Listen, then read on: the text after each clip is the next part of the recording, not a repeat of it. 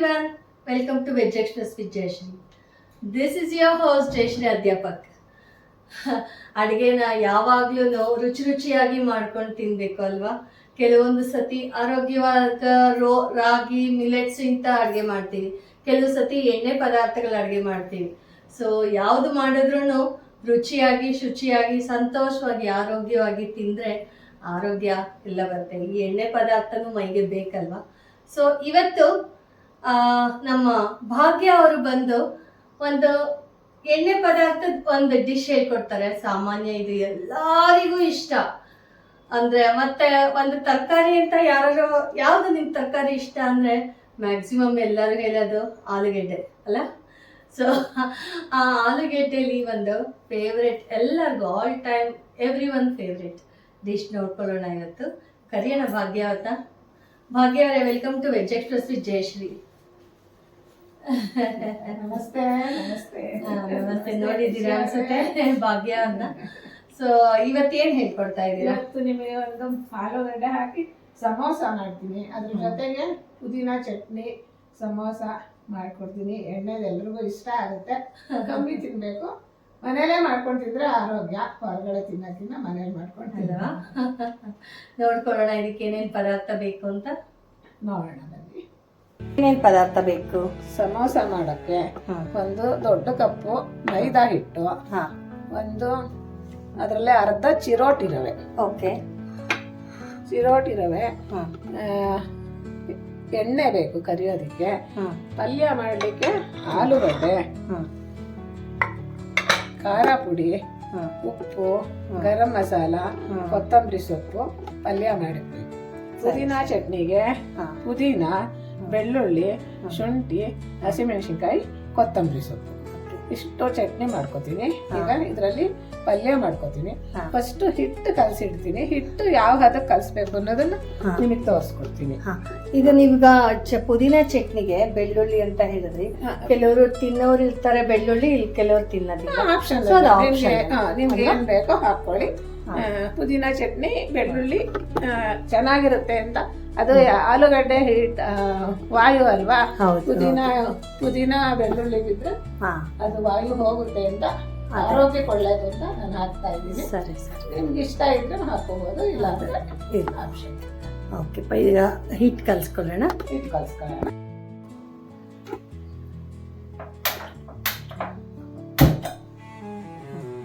ಈಗ ಎಣ್ಣೆ ಕಾಯಿಸ್ಕೋಬೇಕು. ಹಿಟ್ಟು ಕಲ್ಸೋದಕ್ಕೆ ಸ್ವಲ್ಪ ಎಣ್ಣೆ, ಕಾದ ಎಣ್ಣೆ ಹಾಕ್ಬೇಕು. ಓಕೆ, ಒಂದು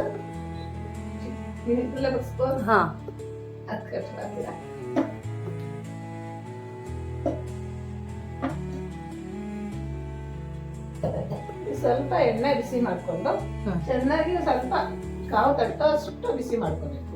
ಓಕೆ, ಅಷ್ಟರಲ್ಲಿ ಈ ಬೌಲಲ್ಲಿರೋ ಮೈದಾ ಹಿಟ್ಟು,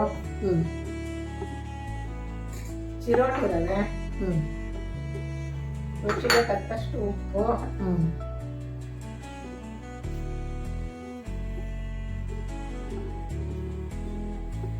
ಪಲ್ಯಕ್ಕೂ ಉಪ್ಪು ಹಾಕೋದ್ರಿಂದ ಸ್ವಲ್ಪ ಕಡಿಮೆ ಹಾಕೊಂಡ್ರು ಆಗುತ್ತೆ. ಇದಕ್ಕೆ ಓಕೆ, ಇದು ಸ್ವಲ್ಪ ಬಿಸಿ ಬರಬೇಕು.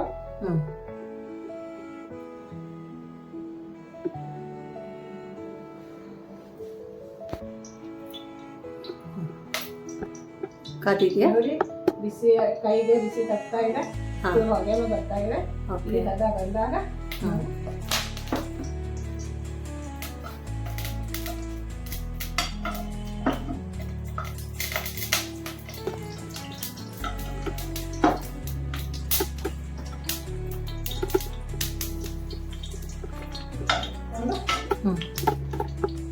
ತಕ್ಷಣ ಕೈ ಹಾಕ್ಬಾರ್ದು, ಬಿಸಿ ಇರುತ್ತೆ.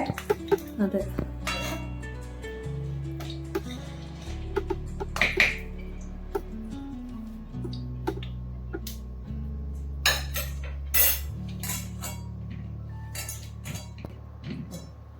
ಕೈಯಲ್ಲೇ ಕಲ್ಸ್ಕೋಬೇಕು. ಕಲ್ಸ್ಕೊಂಡಾಗ ನಾವು ಈ ತರ ಉಂಡೆ ಮಾಡಿದಾಗ ಈ ತರ ಉಂಡೆ ಬರಬೇಕು. ಅವಾಗ ಅದ ಸರಿ ಇದೆ ಅಂತ.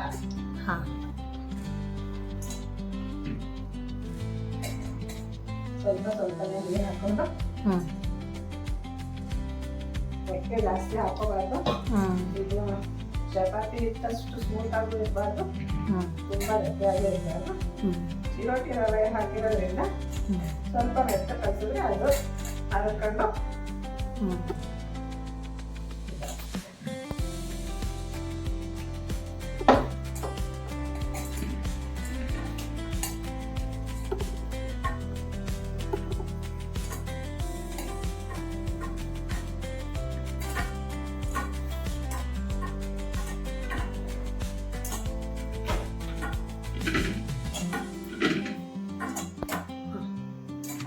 ಈ ಹದಕ್ಕೆ ಕಲ್ಸ್ಕೋಬೇಕು.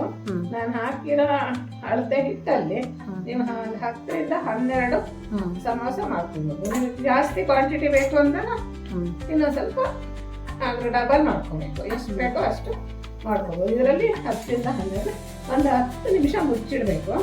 ಅಷ್ಟರಲ್ಲಿ ಹಾಕ್ಬೇಕು. ಚೆನ್ನಾಗಿದೆ. ಈ ಹದಕ್ಕೆ ಬರಬೇಕು. ಒಂದು 10 ನಿಮಿಷ ಮುಚ್ಚಿಟ್ಟು ಅಷ್ಟರಲ್ಲಿ ನಾವು ಪಲ್ಯ, ಪುದೀನ ಚಟ್ನಿ ಎಲ್ಲ ರೆಡಿ ಮಾಡ್ಕೊಳ್ಳೋಣ.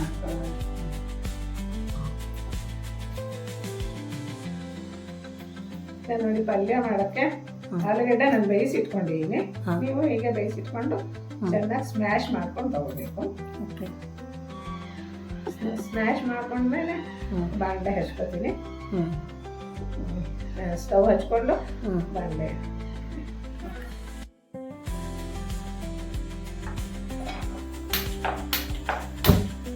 ಈಗ ಬನ್ನಿ ಪಲ್ಯ ಮಾಡ್ಕೊಳ್ಳೋಣ. ಹಿಟ್ಟು ಕಲಸಿಟ್ಟಿದೆ. ಈಗ ಪಲ್ಯಕ್ಕೆ ಒಂದು ಬಾಂಡೆ ಇಟ್ಟು ಸ್ವಲ್ಪ ಎಣ್ಣೆ ಹಾಕ್ತೀನಿ.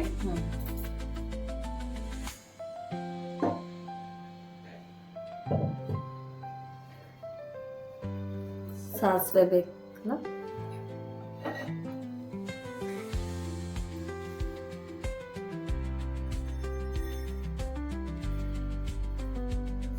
ಸ್ವಲ್ಪ ಸಾಸಿವೆ ಹಾಕ್ತಾ ಇದ್ದೀನಿ.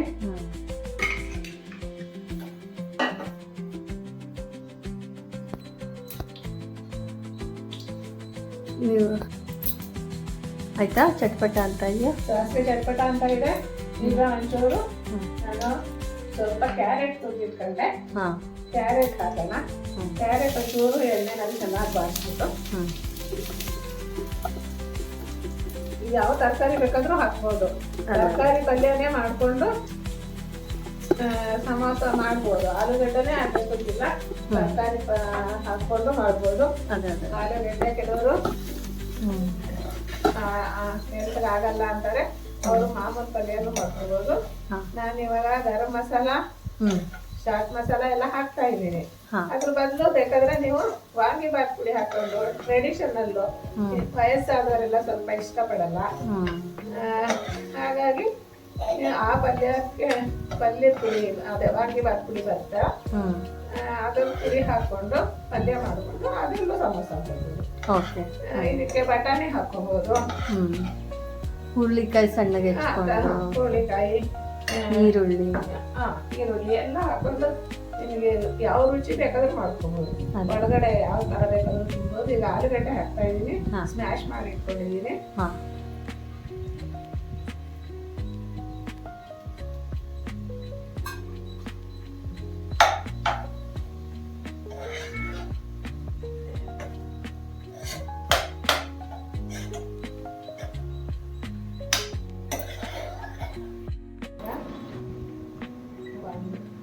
ನಿಮ್ಗೆ ಯಾವ ತರ ಖಾರ ಬೇಕು ಆ ತರ, ಖಾರ ಜಾಸ್ತಿ ಬೇಕು ಅಂದ್ರೆ ಖಾರ ಹಾಕಿ 1 ಸ್ಪೂನ್ ಹಾಕೊಳ್ಳಿ. ನಾನು 1 ಸ್ಪೂನ್ ಖಾರ ಪುಡಿ ಹಾಕ್ತಾ ಇದ್ದೀನಿ.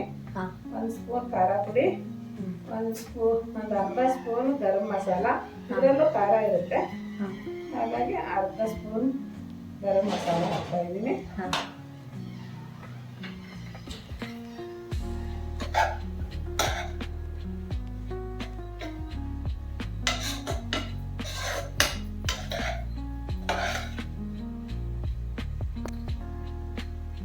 ರುಚಿಗೆ ತಕ್ಕಷ್ಟು ಉಪ್ಪು. ನಾವು ಸಮೋಸ ಕರ್ಕೊಳ್ಳೋದಕ್ಕೆ ಹಿಟ್ಟು ಹಾಕಿರ್ತೀವಿ, ಇದಕ್ಕೆ ಸ್ವಲ್ಪ ಕಮ್ಮಿ ಹಾಕೊಳ್ಳೋಣ. ರುಚಿಗೆ ತಕ್ಕಷ್ಟು ಉಪ್ಪು,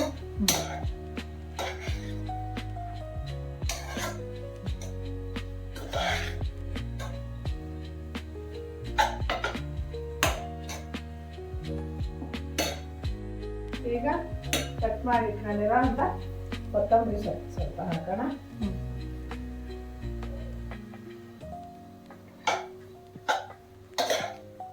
ಎಲ್ಲ ಚೆನ್ನಾಗಿ ಮಿಕ್ಸ್ ಮಾಡಿ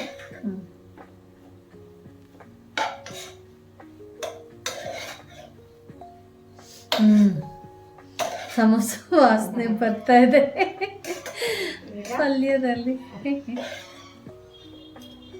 ಈಗ ಪಲ್ಯ ರೆಡಿ ಆಗಿದೆ. ಸಮೋಸ ಹಾಕೋದು ಸ್ವಲ್ಪ ಎತ್ತಿಟ್ಟಣ. ಈಗ ಪಲ್ಯ ಮಾಡಿಟ್ಕೊಂಡಿದೀನಿ. ಸಮೋಸ ಒಳಗಡೆ ಹಾಕಕ್ ಸ್ಟಫಿಂಗಿಗೆ ಪಲ್ಯ ರೆಡಿ ಇದೆ. ಈಗ ಪುದೀನ ಚಟ್ನಿ ರೆಡಿ ಮಾಡ್ತಾ ಇದ್ದೀನಿ.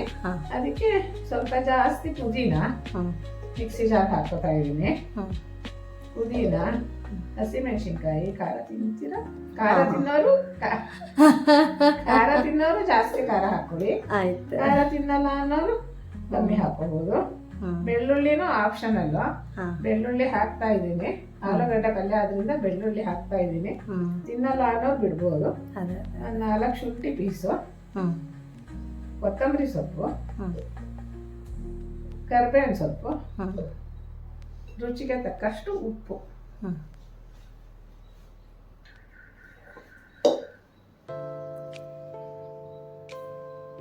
ರುಚಿಗೆ ತಕ್ಕಷ್ಟು ಉಪ್ಪು ಹಾಕಿ ನಾನು ಇದನ್ನ ಮಿಕ್ಸಿ ಮಾಡಿದ್ರೆ ಚಟ್ನಿ ರೆಡಿ ಆಗುತ್ತೆ. ಇದು ಸ್ವಲ್ಪ ನೀರು ಹಾಕೊಂಡು ರುಬ್ಬೋಣ. ಇದು ಅಷ್ಟೇ ಚಟ್ನಿ. ನಿಮ್ಗೆ ಎಷ್ಟು ಕ್ವಾಂಟಿಟಿ ಬೇಕೋ ಅಷ್ಟು ಮಾಡ್ಕೋಬಹುದು.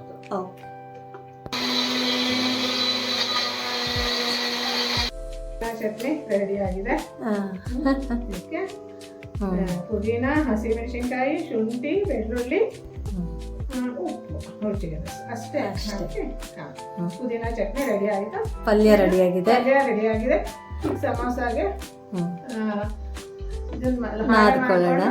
ಫೋಲ್ಡ್ ಮಾಡ್ಕೊಂಡು ಸಮೋಸ ಕಟ್ಟಿ. ಈಗ ಸಮೋಸ ಮಾಡಕ್ಕೆ ಹಿಟ್ಟು ಕಲಸಿಟ್ಟಿದ್ದೀನಿ. 10 ನಿಮಿಷ ಆಗಿದೆ. ಇದನ್ನು ಸ್ವಲ್ಪ ಚೆನ್ನಾಗಿ ನಾದ್ಕೊಂಡು ಎಣ್ಣೆ ಕಾಯಕ್ಕೆ ಇಟ್ಟಿದ್ದೀನಿ. ಸಣ್ಣ ಉರಿ ಮಾಡಿಟ್ಟಿದ್ದೀನಿ. ಕಾಯ್ತಾ ಇದೆ. ಆ ಕಾಯೋದ್ರಲ್ಲಿ ನಾವು ಇದನ್ನು ಪುಟ್ ಪೂರಿ ಸೈಜ್ಗೆ ಲಟ್ಟಿಸ್ಕೊಂಡು ಅದರೊಳಗೆ ಪಲ್ಯ ಸ್ಟಫ್ ಮಾಡಿ ಎಣ್ಣೆಯಲ್ಲಿ ಕರಿಯೋಣ. ಅಷ್ಟು ಉಂಡೆಗಳು ಮಾಡ್ಕೊಂಡು ಬಿಡೋಣ. ಒಂದೇ ಸಮ ಬರುತ್ತಾವಲ್ಲ.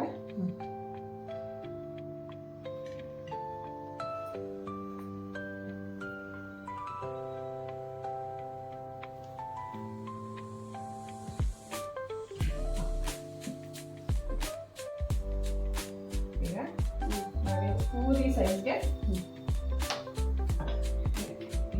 ಉಂಡೆ ಮಾಡ್ಕೊಂಡು ಲಟ್ಟಿಸ್ಬೇಕು.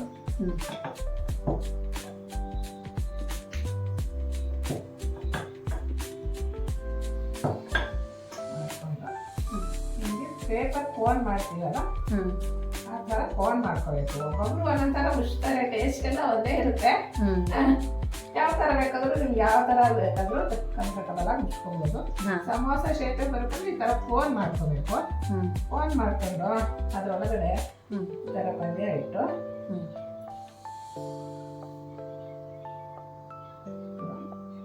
ಹೀಗೆ ಕವರ್ ಮಾಡಿಬಿಟ್ರೆ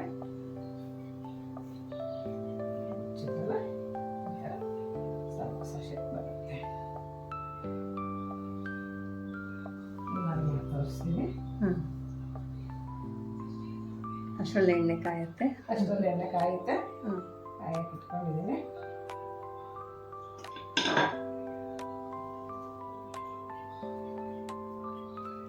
ಚಿರೋಟಿ ರವೆ, ಮೈದಾ ಹಿಟ್ಟು ಹಾಕಿದ್ದೀರಾ? ಸಾಮಾನ್ಯ ಹೋಳಿಗೆಗೆ ಇದೆ ಕಾಂಬಿನೇಷನ್ ಅಲ್ಲ ಹಾಕೋದು. ಚಿರೋಟಿ ರವೆ ಹಾಕಿದ್ರೆ ಸ್ವಲ್ಪ ಗರಿ ಬರುತ್ತೆ. ಅದೇ ಮೈದಾ ಹಿಟ್ಟು ಬಿಸಿ ತಿಂದ್ರೆ ಮಾತ್ರ ಗರಿ ಇರುತ್ತೆ. ಆಮೇಲೆ ಇದಾಗ್ಬಿಡುತ್ತೆ. ಇದು ತುಂಬಾ ಗರಿ ಆಗುತ್ತೆ. ಈ ತರ ಕೋನ್ ಮಾಡ್ಕೋಬೇಕು. ಕೋನ್ ಮಾಡ್ಕೊಂಡು ಒಳಗಡೆ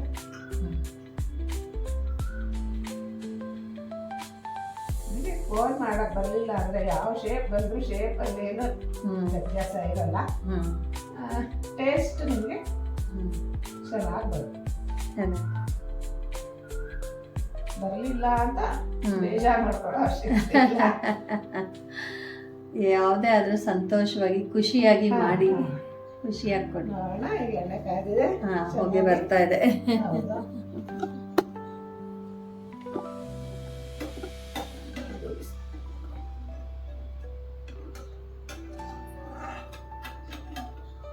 ಈಗ ತಗೊಂಡೆ.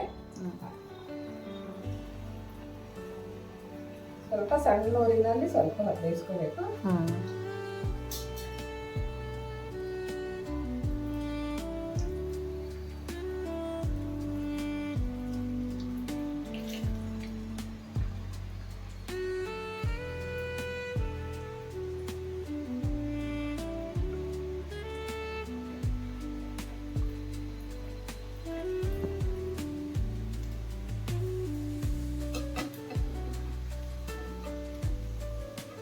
ಒಂಬಣ್ಣ ಬಂದಿದೆ, ಚೆನ್ನಾಗಾಗಿದೆ. ಈಗ ತೆಗಿಯೋಣ. ಸಮೋಸ ರೆಡಿ. ಸಮೋಸ ರೆಡಿ ಆಗಿದೆ.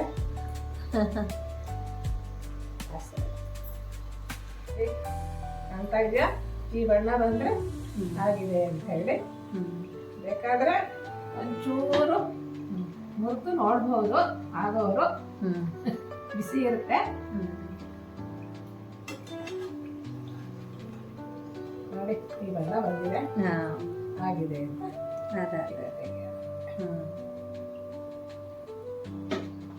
ವಾವ್. ನೋಡಿ, ಚೆನ್ನಾಗಿ ಕಾಣ್ತಾ ಇದೆಯಾ? ಸಮೋಸ ತರನೇ ಕಾಣ್ತಾ ಇದೆ. ನೋಡಿ, ಸಮೋಸ, ಪುದೀನ ಚಟ್ನಿ ಇದೆ. ಸೂಪರ್.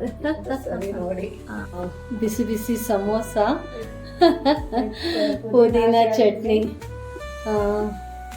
ತುಂಬಾ ಟೆಂಪ್ಟಿಂಗ್ ಆಗಿದೆ. ಬನ್ನಿ ಜಯಶ್ರೀ ಅವರೇ, ತಿಂದು ರುಚಿ ನೋಡಿ.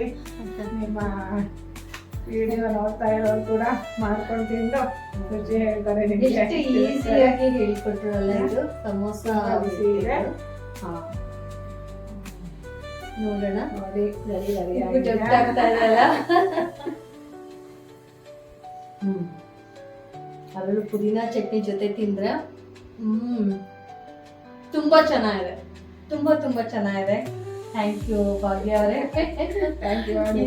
ಬಂದು ಮಾಡಿಕೊಡ್ತಾ ಇರಿ, ತೋರಿಸ್ತಾ ಇರಿ. ನಮ್ಮ ವೀಕ್ಷಕರು ಇಷ್ಟಪಡ್ತಾರೆ. ಮಾಡಿ ತಿಂದು ಜಯಶ್ರೀ ಅವರಿಗೆ ಅಭಿಪ್ರಾಯಗಳನ್ನು ತಿಳಿಸ್ತಾ ಇರಿ. ಮಾಡ್ತಾ ಇರ್ತೀನಿ. Hope you like this episode. Hit the notification bell. We'll see you in the next episode. Don't forget to subscribe. We'll see you. Bye. This is Jayashri Adhyapak with Bhagya. Thank you.